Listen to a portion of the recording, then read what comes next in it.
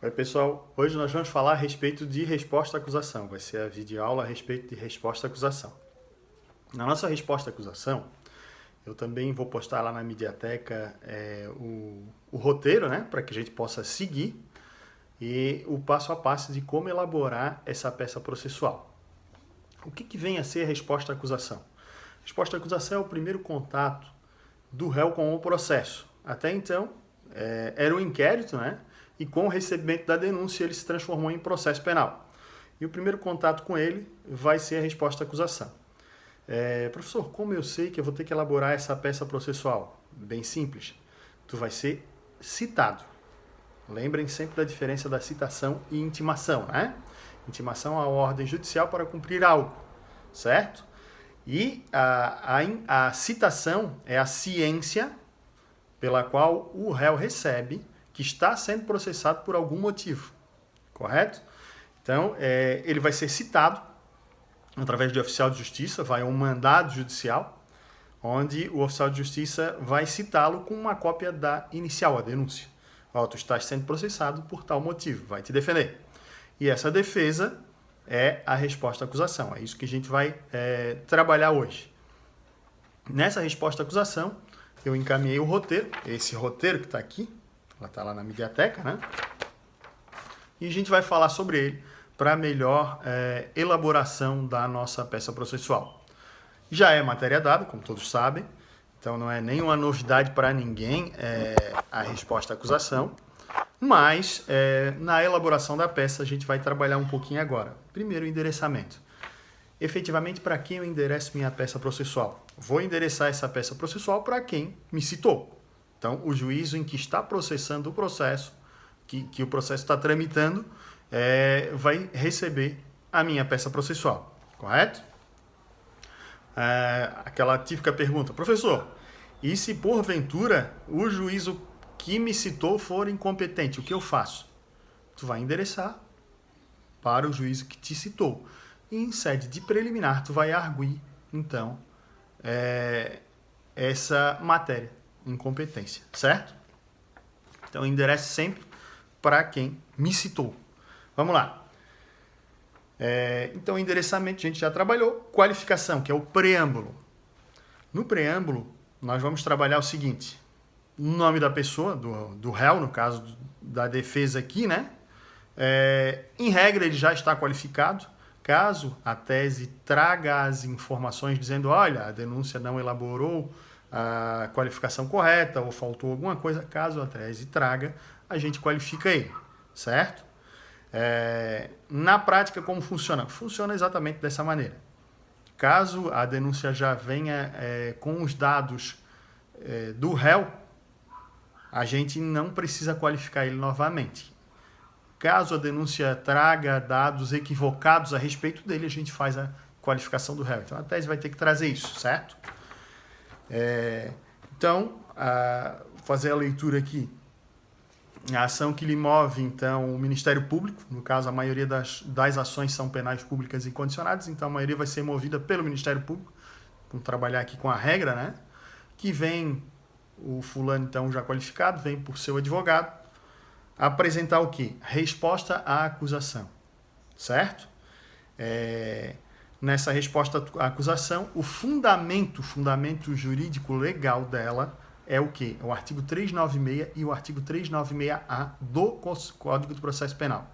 Isso cobra nas teses o fundamento para a elaboração da peça. Eu sempre cobro. Então, no nosso preâmbulo aqui, vai constar o fundamento jurídico, que é o artigo 396 e 396-A do Código do Processo Penal. Estou lendo o roteiro, tudo está aqui no roteiro, correto? Pelas seguintes razões. Então, nós vamos trabalhar com... Primeiro, a gente pode trazer, aqui fala, as preliminares, os fatos do direito e os pedidos, certo? Como eu trabalho? Isso aqui foi um roteiro que eu tirei de um livro, acho que foi do NUT. Então, eu imprimi o roteirinho que está lá no livro, acho que foi do NUT. Eu trabalho até um pouquinho diferente disso. Eu não trago primeiro as preliminares. Primeiro eu trago os fatos. Mas quem alterar essa ordem, primeiro trazer a preliminar ou primeiro trazer os fatos, não vai ter qualquer tipo de nota descontada. O que eu quero é que vocês tragam a matéria, certo? O que viria a ser os fatos que eu vou narrar aqui na minha peça processual? Eu vou narrar o seguinte: fulano de tal está sendo processado pela suposta prática de tal crime. E isso pode ser feito em um parágrafo.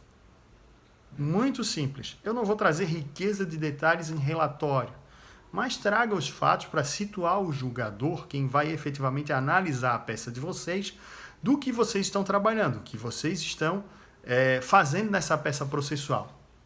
Certo? E para que a gente possa elaborar, então, as preliminares e o direito, são essas 4 opções que estão elencadas aqui na nossa tese, no nosso roteiro. Tem 4 opções e a gente vai trabalhar essas 4 agora, certo?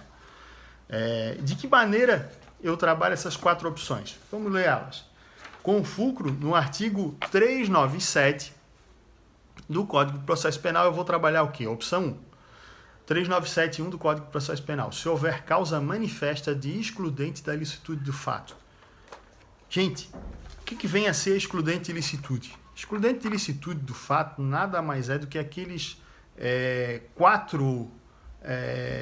daquelas 4 previsões legais a respeito da excludente da ilicitude. Que é o quê? Típico: legítima defesa, certo? Estado de necessidade, estrito cumprimento do dever legal e exercício regular do direito. Então, se na nossa tese eu tiver a possibilidade de trabalhar com uma dessas opções, o que eu vou pedir na minha peça processual? Eu vou pedir a absolvição sumária em virtude de um desses motivos, ou até de mais de um, se tiver, mas em virtude de um desses motivos, certo? Então vejam bem o que eu falei aqui, a absolvição sumária. Por que o nome é absolvição sumária? A absolvição sumária simplesmente porque essa absolvição ela vem antes mesmo da instrução, ela é sumária. Antes de realizar a instrução, eu já vou pedir a absolvição. Então, eu sempre vou trabalhar aqui com uma exceção. Por quê? Porque a minha regra seria elaborar uma peça processual muito simples, dizendo o seguinte: olha, durante a instrução, eu irei provar a inocência do meu cliente. Então, eu já antecipadamente estou pedindo a absolvição. E arrolo as testemunhas.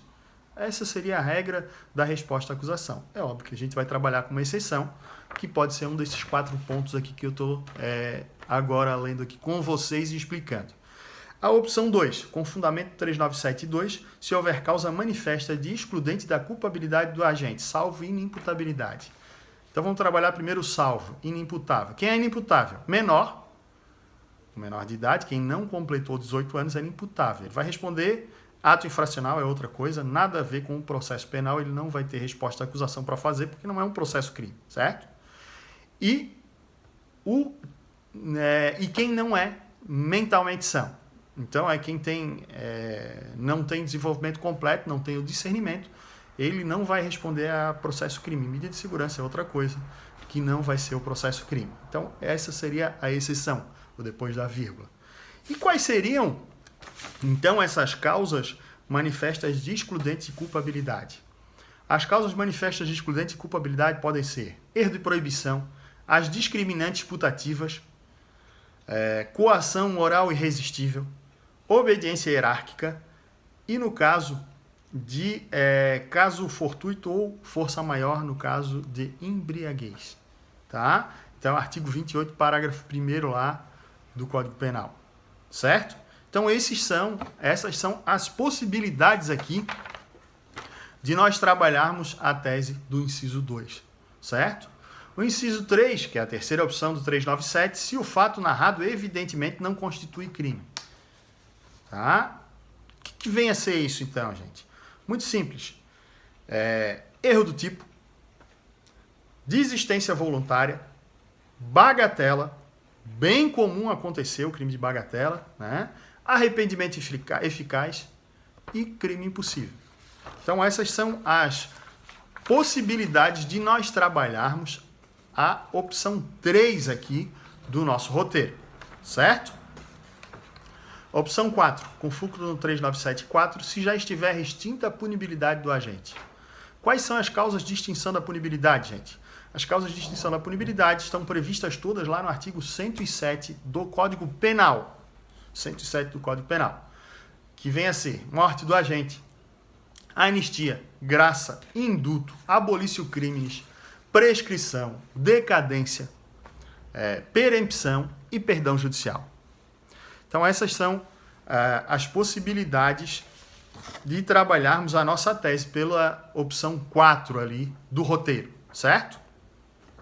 Professor, essas são todas as possibilidades de trabalharmos a nossa tese em sede de resposta à acusação, correto? Correto. Todas vão estar inseridas ali no artigo 397. O nosso objetivo, então, é localizar na tese qual dessa ou quais dessas opções vão estar presentes. E eu vou trabalhar isso como? Caso a matéria seja matéria processual, eu vou trabalhar em sede de preliminar. Caso a matéria tenha necessidade de abordagem de mérito, eu vou trabalhar isso em sede de mérito, certo? Então, se a matéria for processual, eu vou trabalhar em sede preliminar. Se eu tiver que abordar mérito, eu vou trabalhar em sede de mérito, certo? E o que eu vou pedir? Qual o meu pedido nessa peça processual? Muito simples. O meu pedido é exclusivamente a absolvição sumária. Como eu havia falado antes, ela é sumária, certo? Ainda não tem instrução do processo. Tanto em sede de preliminar quanto em sede de mérito, eu vou pedir, então, a absolvição sumária, correto? É isso que eu vou poder trabalhar aqui nessa peça processual. Seguindo esse roteiro, não vão ter qualquer tipo de dificuldade para elaborar essa peça, então. Então, passou o pedido, vamos para a finalização. Na nossa finalização, nós vamos arrolar as testemunhas, e esse é o momento processual para eu arrolar as testemunhas. São 8 testemunhas por fato. Então, são 8 testemunhas por fato, isso é importante. Testemunha não é informante. Testemunhas, certo? Até 8 testemunhas por fato. Então, cada crime, se for uma denúncia onde abranja 10 crimes, eu poderia rolar 80 testemunhas, certo? Claro que isso não vamos trabalhar em cima de algo procrastinatório. Agora, pode ser também interesse da defesa. Pode ser interesse da defesa em provar algo, em trazer algo que possa provar a nossa tese. Então, aqui é onde eu vou arrolar as nossas testemunhas. Nas teses, como eu posso fazer isso? Podemos arrolar testemunhas que estão citadas no processo. Lembra lá da peça processual de denúncia que a gente fez? Dona Fofoquinha? Então, Dona Fofoquinha. O vizinho, o funcionário, quem estiver ali. Sempre lembrem de não identificar as pessoas. Só inserir aquilo que vão ter na tese, certo? Por quê? Porque no caso de um concurso, uma prova da OAB, por exemplo, caso eu identifique minha peça, isso vai inviabilizar inclusive a correção. Então, aquelas pessoas que estão inseridas naquele contexto, certo? Vou arrolar essas testemunhas. E finalização. Termos em que pede deferimento local da assinatura, certo? Qual o prazo da nossa peça processual? O artigo 396 vai dizer que o nosso prazo processual é 10 dias, sempre. Contagem processual penal, lembrando, contagem processual penal, a gente exclui o primeiro e inclui o último dias corridos, certo? Vamos fazer um exemplo aqui, então. Se eu fui intimado, eu fui citado, no caso aqui, não foi intimado, aqui é citação, né? O réu foi citado no dia de, vamos colocar uma sexta-feira, certo? Exclui o primeiro. Então, eu vou excluir a sexta-feira, sábado e domingo não conta, eu começo a contar segunda, terça, quarta, quinta, sexta, sábado, domingo, segunda, terça, quarta-feira seria o meu prazo. Inclui o último, correto? Então, sempre exclui o primeiro e inclui o último. É assim que a gente vai fazer a contagem. Se, por exemplo, eu fui citado numa segunda-feira, exclui o primeiro, terça, quarta, quinta, sexta, sábado, domingo, segunda, terça, quarta, quinta-feira vai ser meu prazo. Se o prazo terminar num sábado ou num domingo, e claro, inclui o último, então meu prazo vai ser na segunda-feira, certo? Se ele iniciar a contagem numa sexta-feira, como eu falei, no final de semana, eu vou excluir o primeiro, então eu vou começar a contagem na segunda. Agora são dias corridos. Aquele final de semana que ficou no meio do prazo, ele vai contar também a data, certo? Gente, então, muito simples de fazer. Com as informações do roteiro, fica fácil para que a gente efetivamente possa elaborar essa tese. Bom trabalho e saúde a todos aí.